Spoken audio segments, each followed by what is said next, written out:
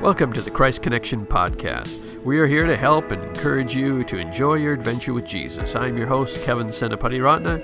Let the journey begin.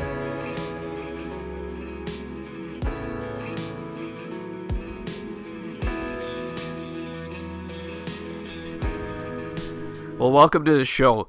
When I'm recording this intro, my wife, Donna, and I just got back from our first ever trip to Israel. And I'm saying that because I may need to do a whole show on some of my takeaways, but for this, I needed to share that because I have some sort of an Israeli cold that I got the last day of the trip. So I may sound a little funny here on the intro, but I wanted to get this out to you because I think this show is a good one.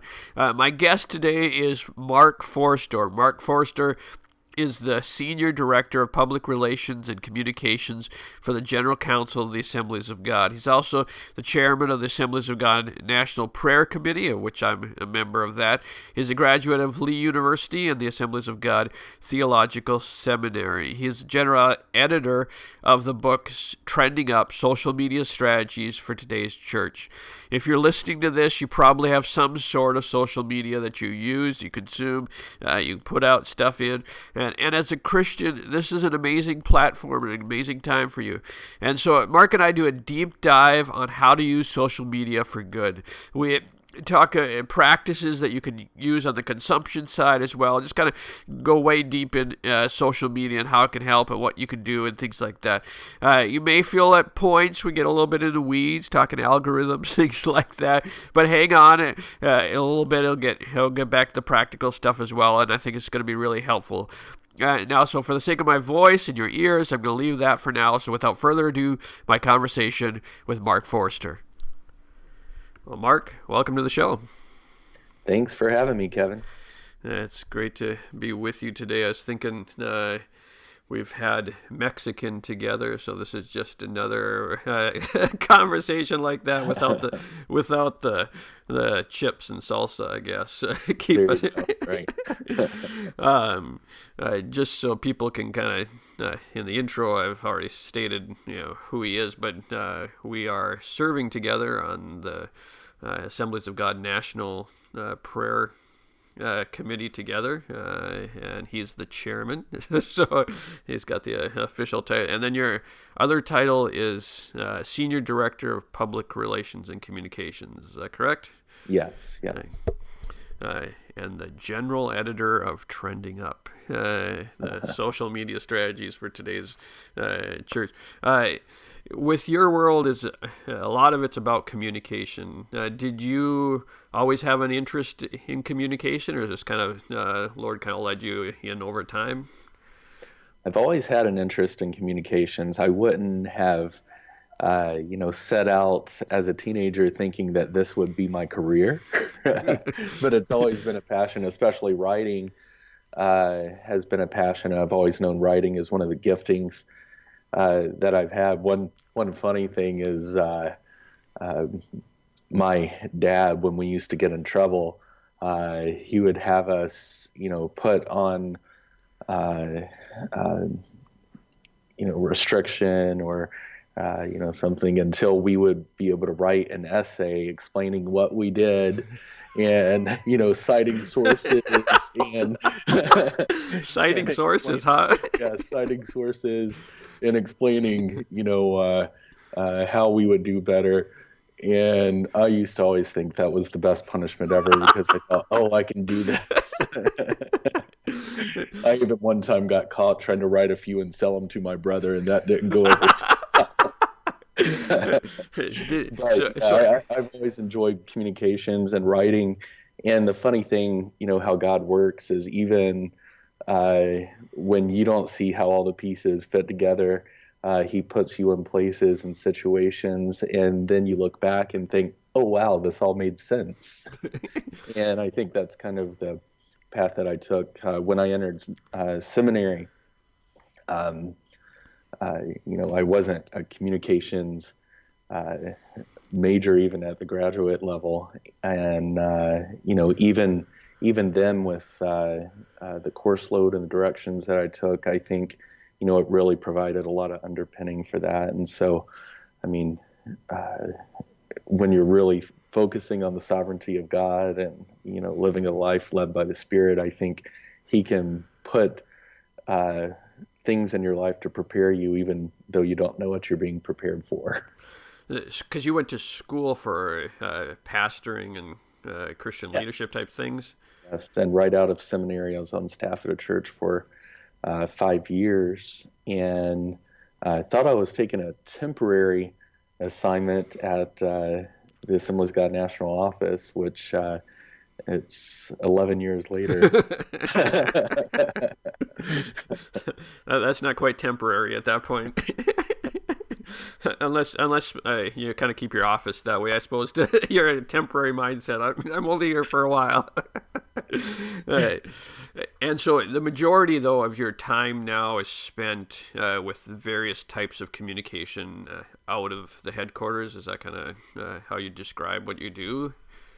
Yes, yes. So public relations and communications. So we are focused on the words that are coming out from the building in any medium, whether if it's print, articles, email communication, social media, video, any of those things. We're looking at the messaging that's there, and also as the public relations team, we're responding to requests from media outlets, whether if it's maybe a situation that's happening in a local church or something culturally that's happening. We respond as the public interface from the national office. And so you were involved in this book trending up, which, let me just right off the bat, I know this audience isn't necessarily pastors, but if you're a pastor listening to this, and you have anything to do with social media, if you're not just with television or radio or something like that, if you have any sort of social media, let me recommend you pick it up. I read it and already passed on my copy to a pastor because I thought it was so good. But well, can you give kind of the backstory of that book and where that kind of originated, or what that's all about? Sure. So actually, kind of a few connections that led to this. Several years ago, probably about 7, 8 years ago, I was at a leadership conference, and the general superintendent at the time, George Wood, I was there with him and the leader of another denomination, and we were at a lunch meeting discussing social media, which 8 years ago was still a pretty young thing, and everyone's trying to fill it out and discover what's working, what's not working.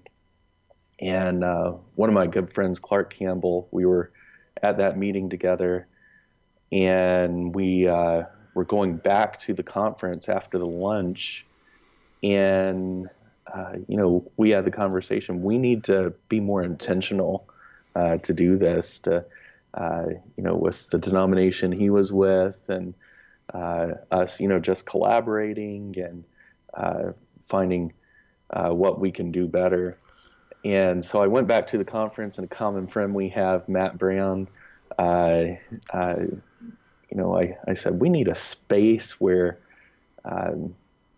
communications leads for denominations and major Christian organizations can collaborate with each other. So we kind of raised the level of excellence across the board.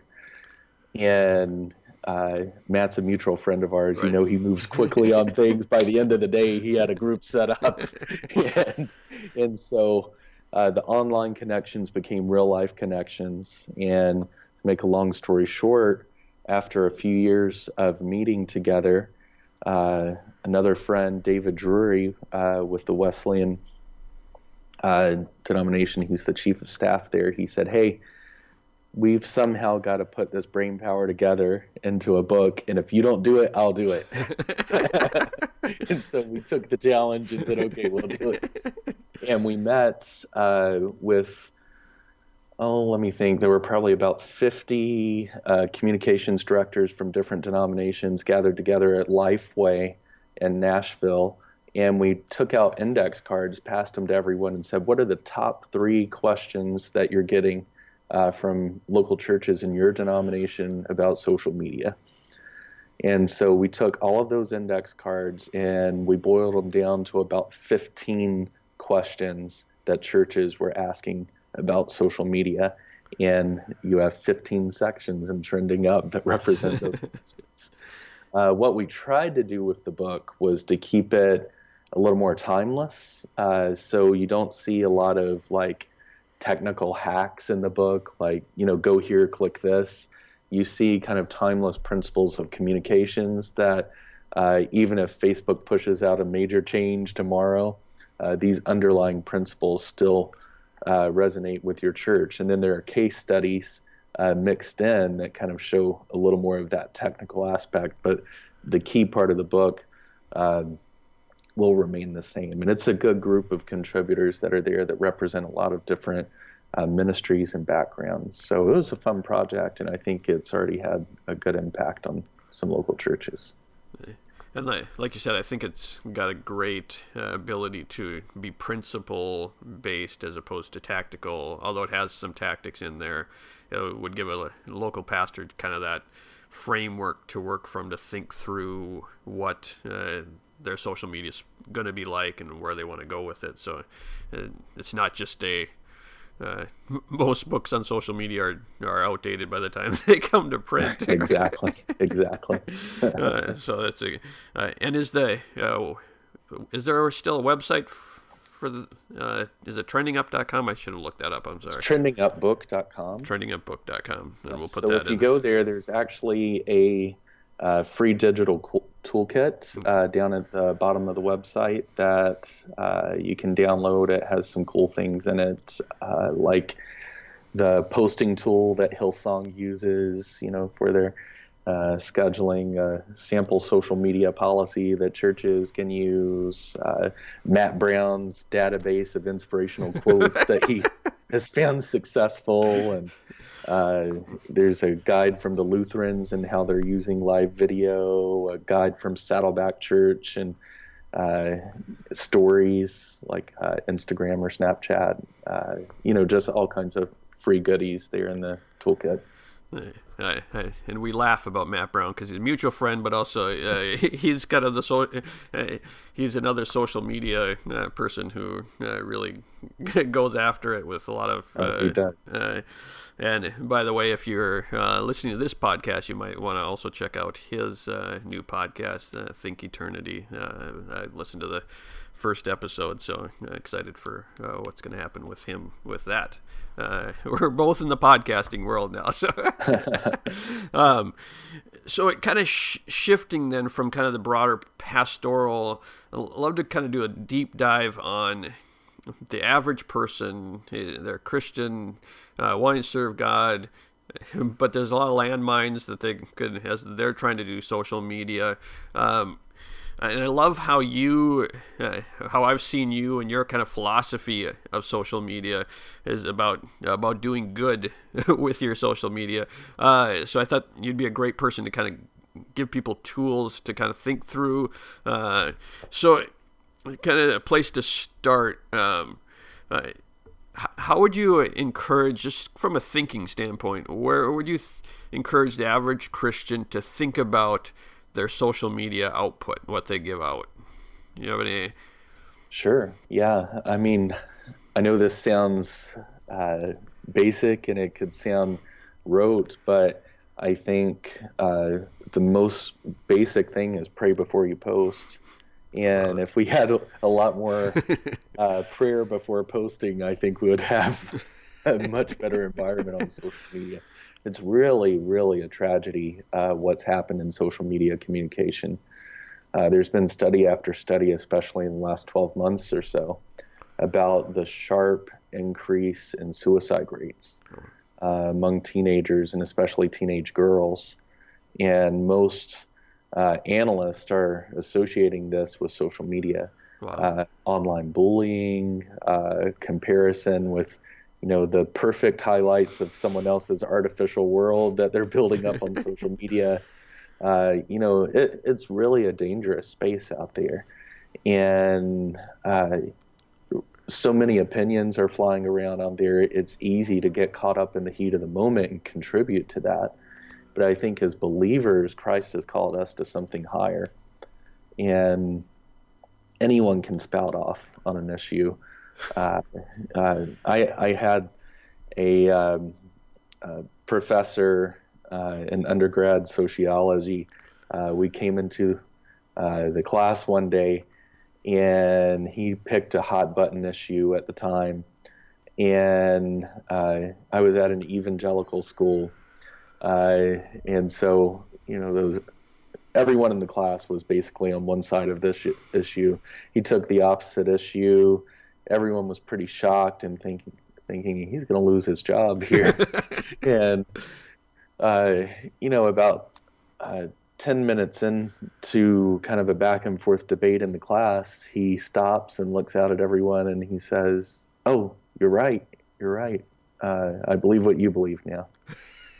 And it got so quiet in the class. Everyone just kind of looked at each other like, what in the world is going on? And he's like, wait, why is everyone so surprised? You mean you didn't enter the debate to win it? You didn't expect to win it? And, it really brought it home to me that, we never really expect to win a debate when we go into it. If the next person in that comment thread said, "Oh, I see everything clearly now that you have weighed in on this," we really would be surprised. Like, oh, what just happened here? And if we're so surprised at that, why do we get into these endless arguments on social media when it could be such a powerful place to communicate the gospel and to rally people to prayer? And I think that's why my number one piece of advice with social media is pray before you post. Approach it with a Christ-like heart. Approach it from an attitude that God has given us an audience where we can communicate the gospel, and how dare we use the audience that Christ has given us to cause division. I was at Facebook headquarters a couple of months ago, and there's a tremendous movement there of Christians who are on prayer walks, who are fasting, lunches, who are coming together and digging into the Word. And several of these employees see their career as a calling from God, that they're building tools for one of the greatest tools of evangelism that our generation has seen. And, when they start talking about it, their eyes light up and they're saying, this is a great tool that we have with 2 billion people on Facebook alone, active users, where we can be talking about the gospel and where we can be getting Christians deeper into discipleship. And it's a little convicting when you hear that passion that they have on the back end of these employees who consider themselves missionaries to a certain extent. And then we as believers can sometimes use it to stir division. So pray before you post. Make sure that you're being led by the Spirit in what you communicate. When I meet with my team, a lot of times we pray the prayer,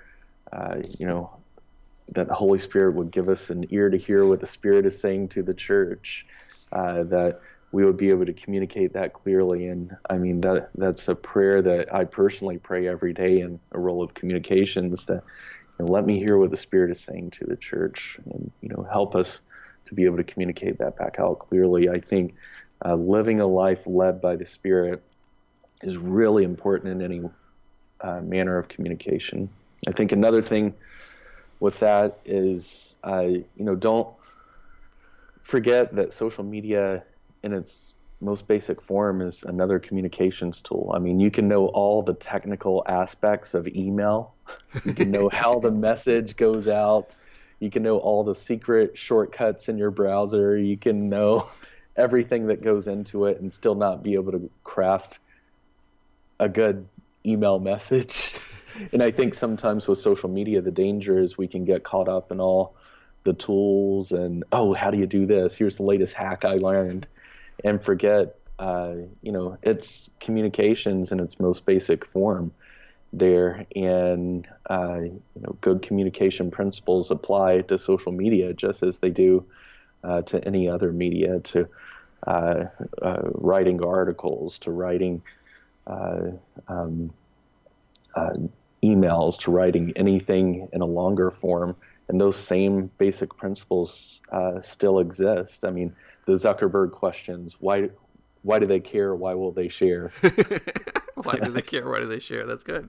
I mean, ask yourself that before you post. I know with my teams here at the national office, a lot of us will write down names of people as we're communicating, and we're thinking, okay, what does this mean to that person?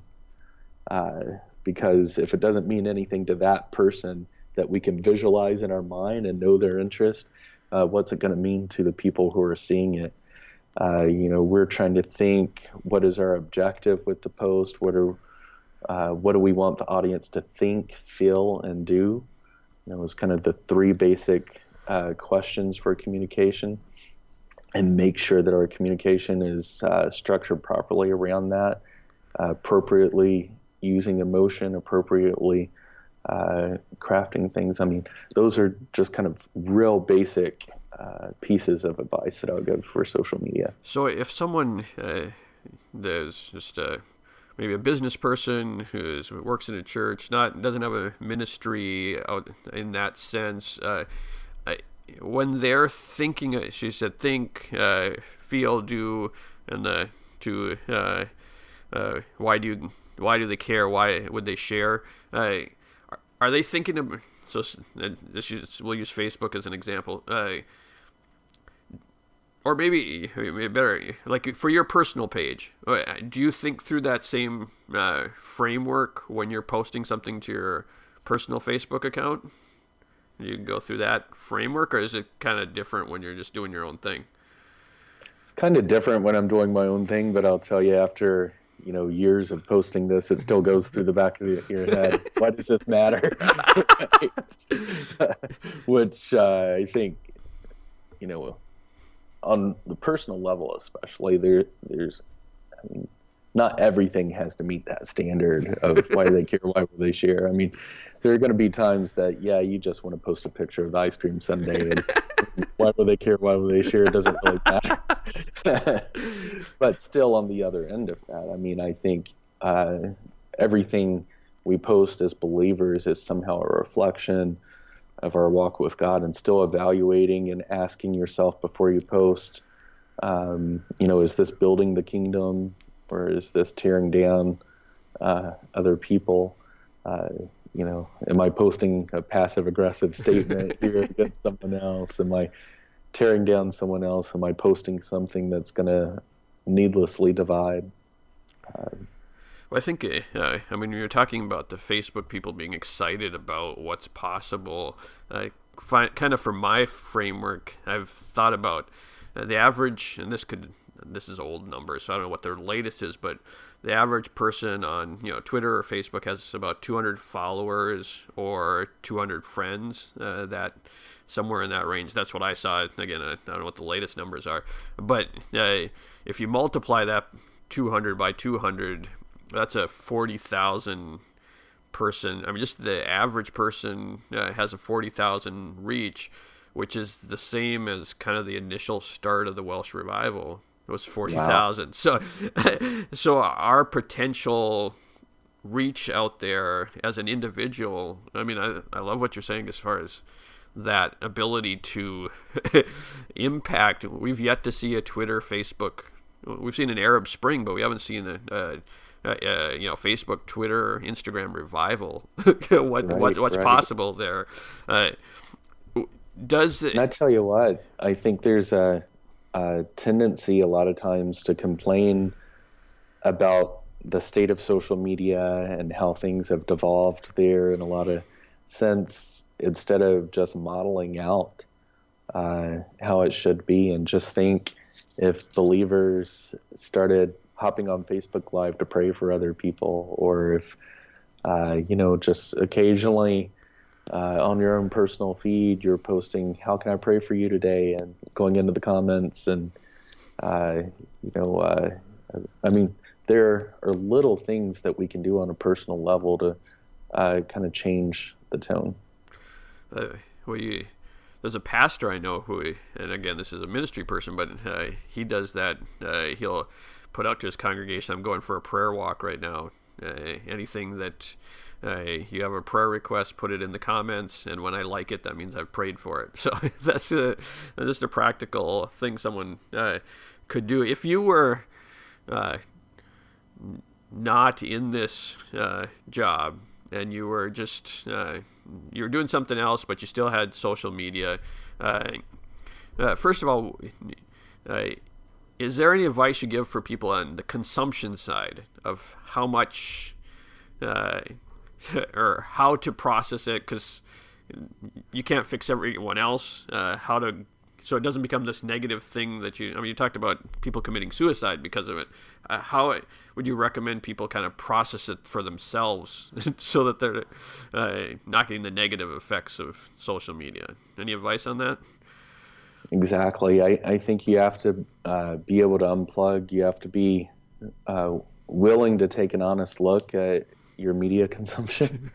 It's funny with the latest iPhone update, you can see your screen time updates on your phone once a week, and take a look at that, and just take it to heart. I think when you start to feel your blood pressure rise when you're looking at social media, that's a good that's a good sign that you need to put it down. Seriously, anxiety levels have shot through the roof, especially in political seasons when uh, uh, some people just can't handle the conversations that they see friends and family engaging in, and it just causes them stress, anxiety. Uh, Learn your limit, learn to take it off. Um, one of my good friends gave some advice to a staff seminar we were doing here at the national office a few weeks ago. And this is a guy who does social media for a living. He has his own social media company, and has been doing this for a number of years. He uninstalled the Facebook app on his phone. He didn't delete his account like you hear a lot of people doing, like they're going on a Facebook fast or something and deleting it.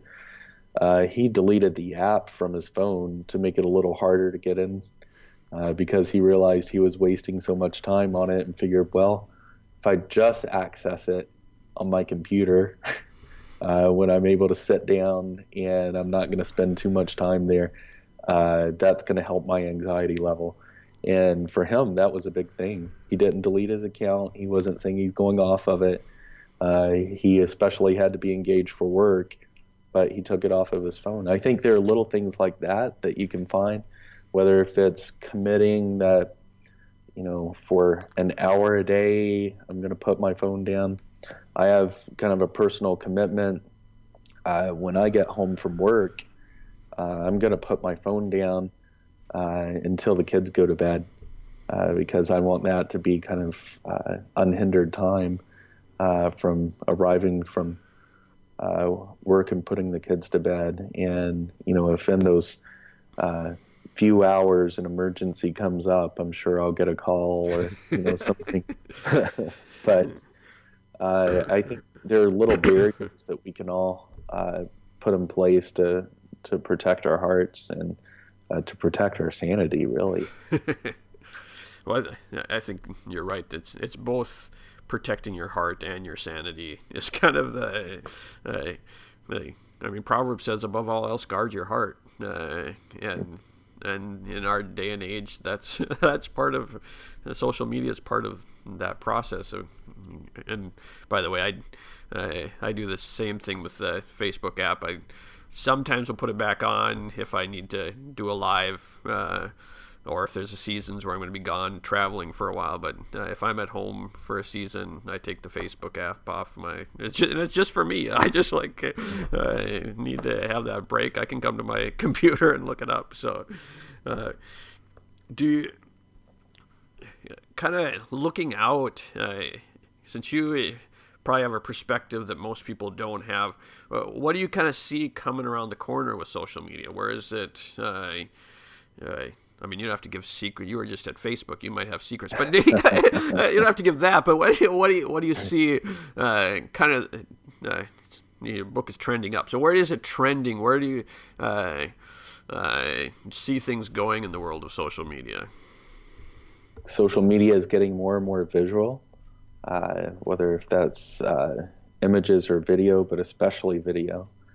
The brain processes images, I think it's 40,000 times faster than text.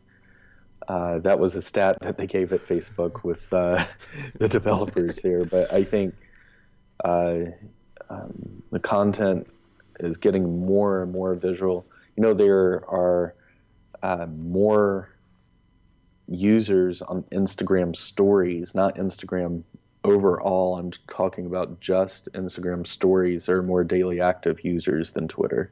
Really? Which is, interesting to think about just the stories, not the other aspects.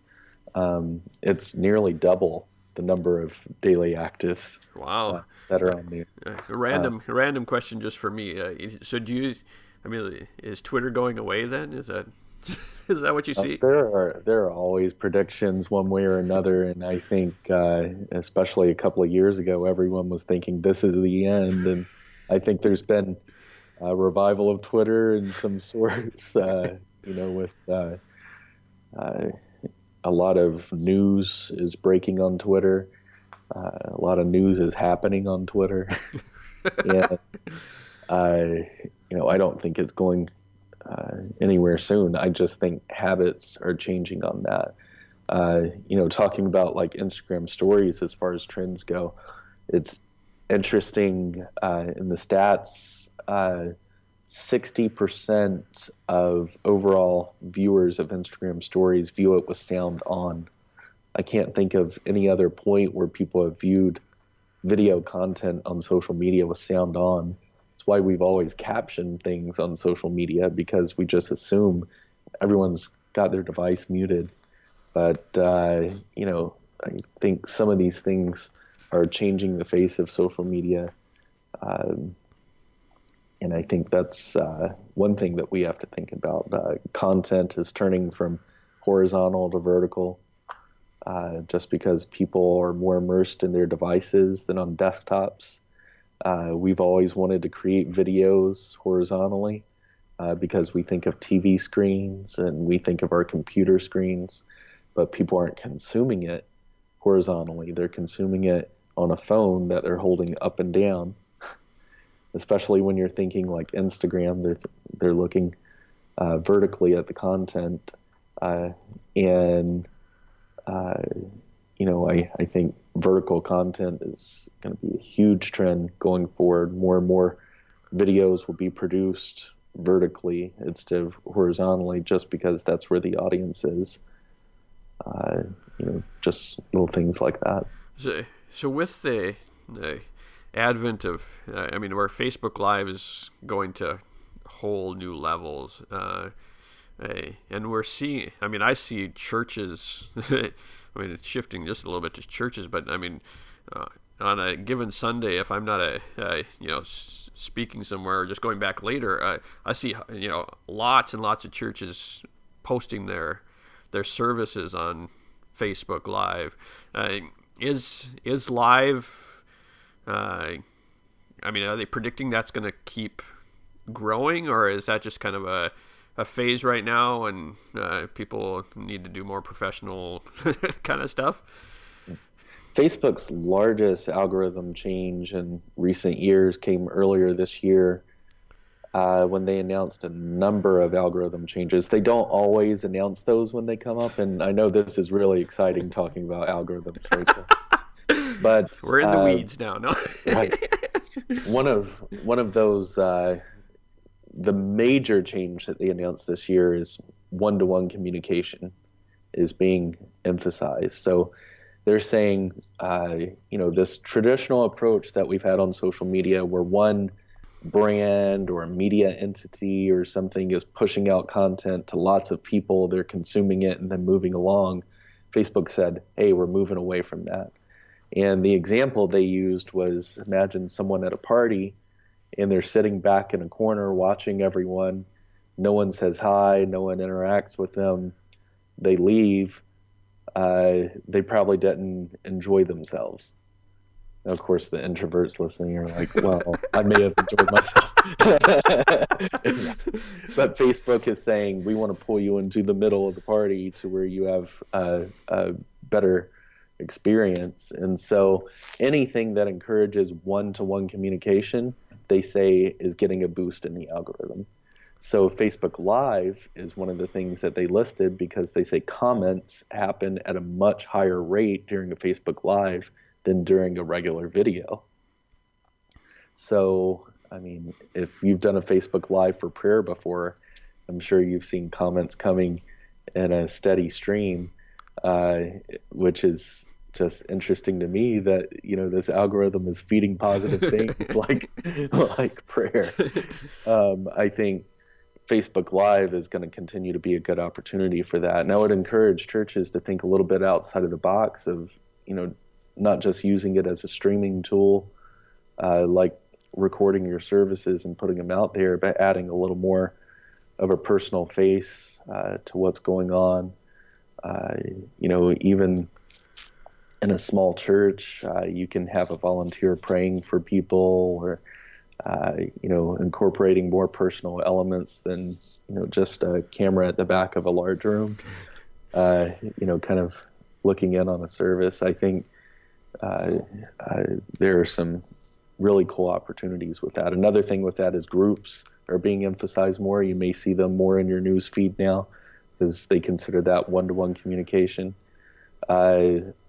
People are being emphasized more. So they say in a ranking order, you have like people, real people on Facebook who are kind of the highest priority in the news feed. And they consider group posts, if you're a part of a Facebook group, on the same level as people.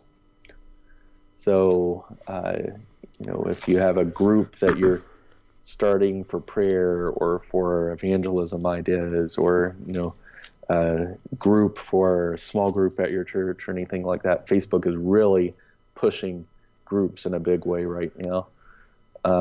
Which is actually would be great for the average person who's wanting to do maybe like a discipleship, get Exactly. 5-10 people in a group together, discuss whatever you want to discuss, and then have the offline discussion as well. But I mean, you could do that around the world, I suppose, even at that point. Right. Nona Jones, who leads Global Faith Partnerships for Facebook, her husband is a pastor in Florida.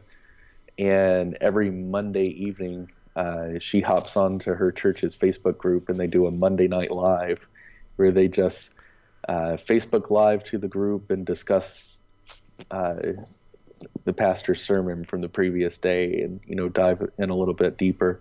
But there are simple things that you can do like that in groups that, you know, just take people a little bit further along that discipleship journey.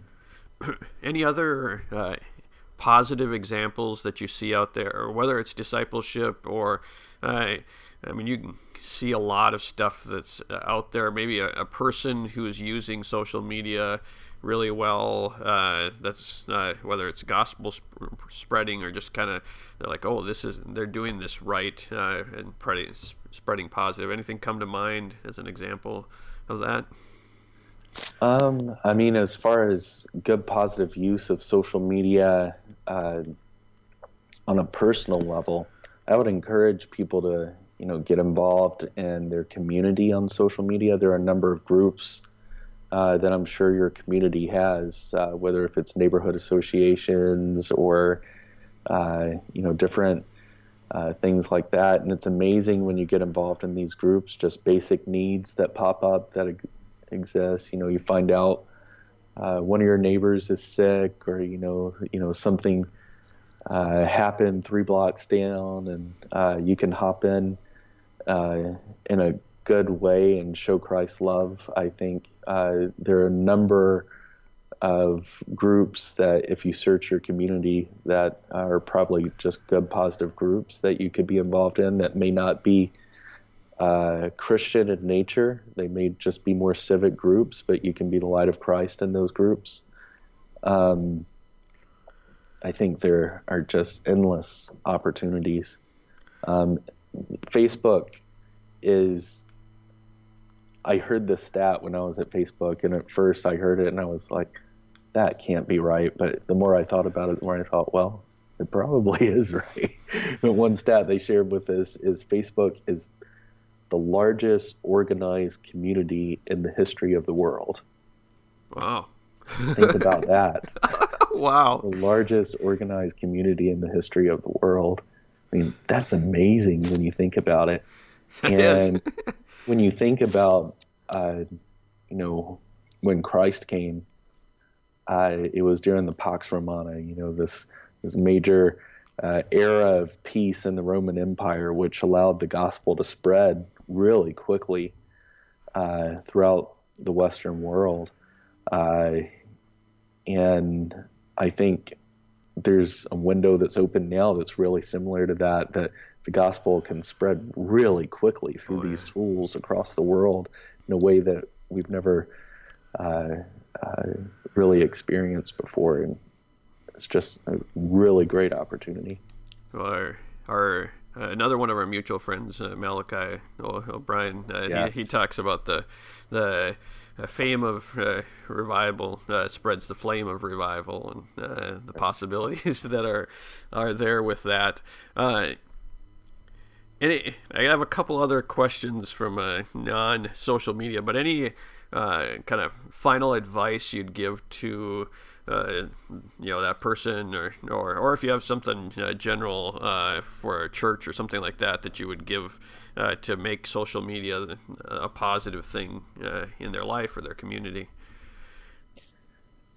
One thing I would say is don't get overwhelmed. One of the questions I hear all the time from churches and from individuals is, where do I need to be? What accounts do I need to have?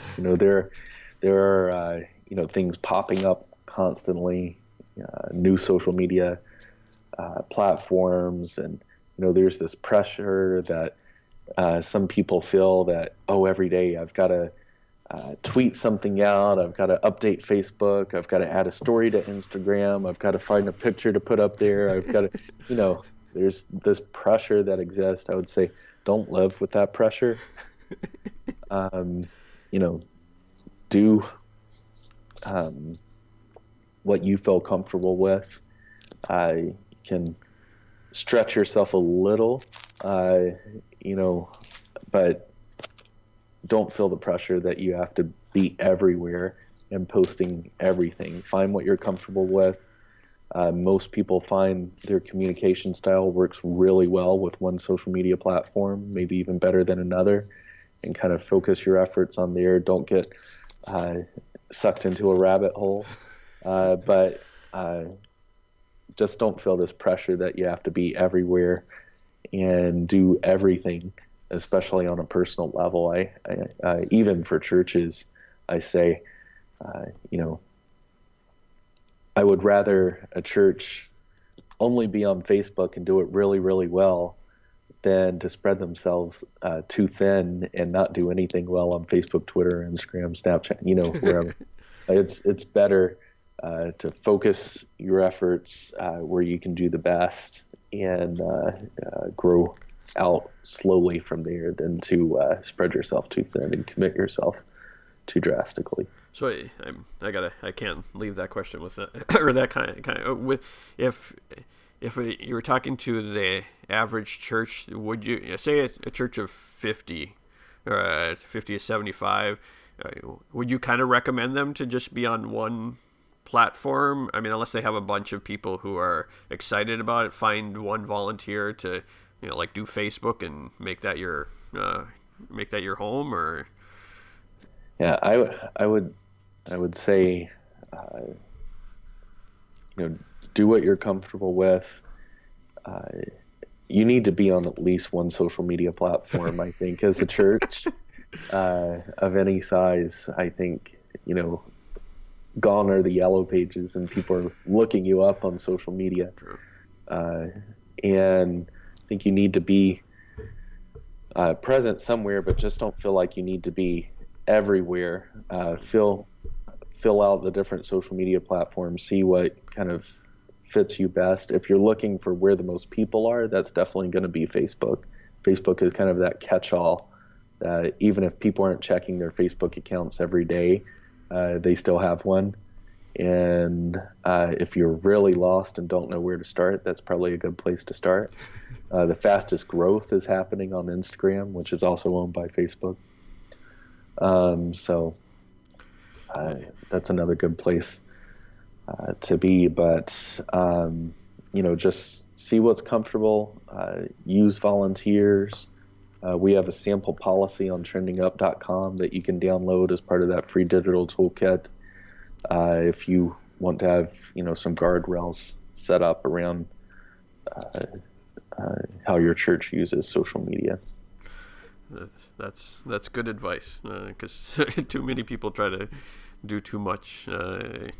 I sometimes try to do too much on too many things, and you can't be everywhere all the time doing everything. So a couple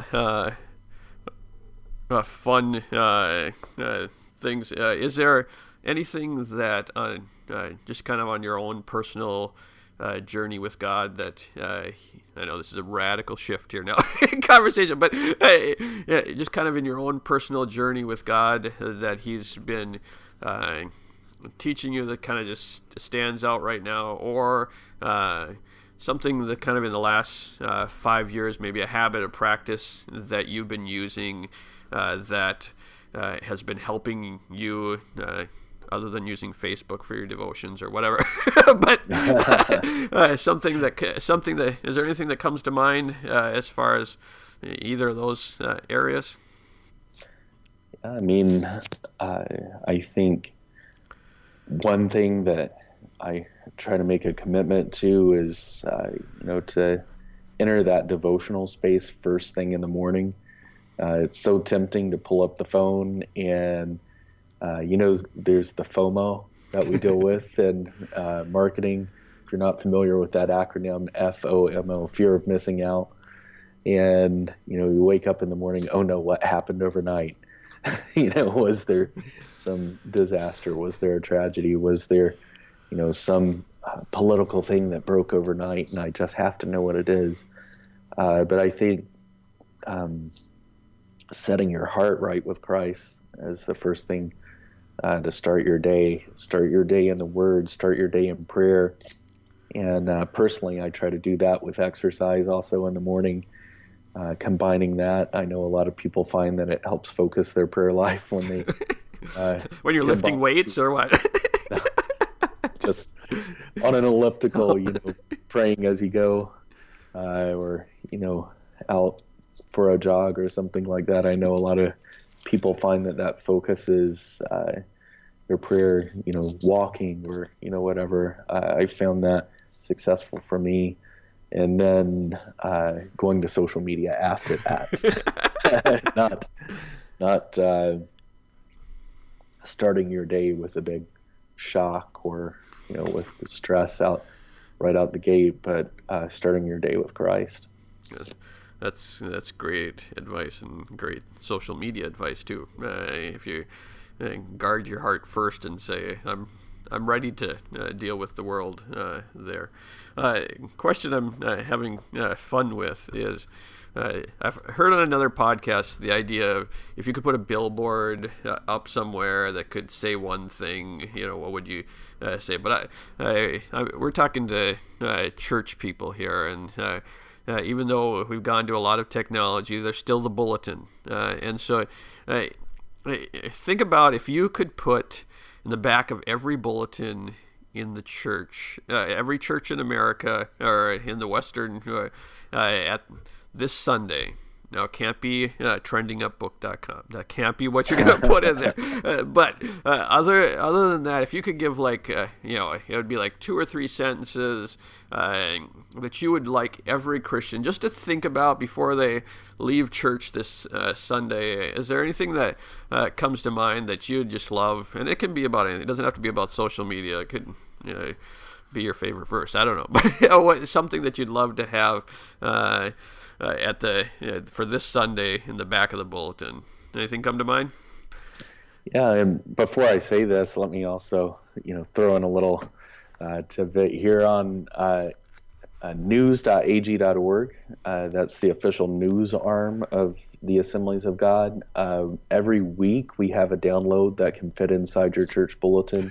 It comes out every Thursday afternoon, and it has that week's news. And it prints front and back on 2 sheets of paper, folds up, and fits inside your bulletin. And so that's a good tool. But if I have one thing to plaster on that I would do, I would just say Jesus values you. I think sometimes we get confused with word love right now, and it means so many things to different people. And there's a self-worth crisis that I think right now that we're seeing in America and throughout the world, and a lot of that is connected, like we've been saying, with social media. But think Jesus values you as a believer. He places value in you. He sees your potential. That is great. Now you just got to make it happen. No. We're gonna wrap up here, but anything else other than obviously we got a news.ag.org. We'll put that in the show notes and the trending up in the trendingupbook.com, right? I got that right? Yeah. We'll put that in the show notes as well. Anything else you'd like to kind of parting shot or an ask that you'd like to leave with the audience today? Just want to say, Kevin, we appreciate you and all that you do. You bring a lot of ideas and creativity to the AG Prayer Committee, and you've been a founding member of that committee and also the National Prayer Committee. And you're just an amazing gift to the kingdom of God, and we appreciate you. Well, I appreciate that, and I appreciate you, Mark, being on the show, and also your heart. We didn't get into all the prayer stuff, and maybe we'll have to do a round 2 some other time, go a totally different vein with that. But I do appreciate you being on the show. God bless you, and have a great day. Well, there you have it. I hope that was helpful to you in your walk with Jesus, and you have at least one idea of how you can change your social media use to make a difference, maybe for your own life and how you're consuming it, or making a difference around the world by what you're posting. You can find the show notes for this episode at christconnection.cc/podcast. And again, that's christconnection.cc/podcast. Speaking of social media, why don't you reach out and say hi to me on social media? We're at Enjoying Prayer or on Christ Connection. Also, don't forget to rate, review, and subscribe to the podcast. It means a lot to us. So until next time, thanks for listening.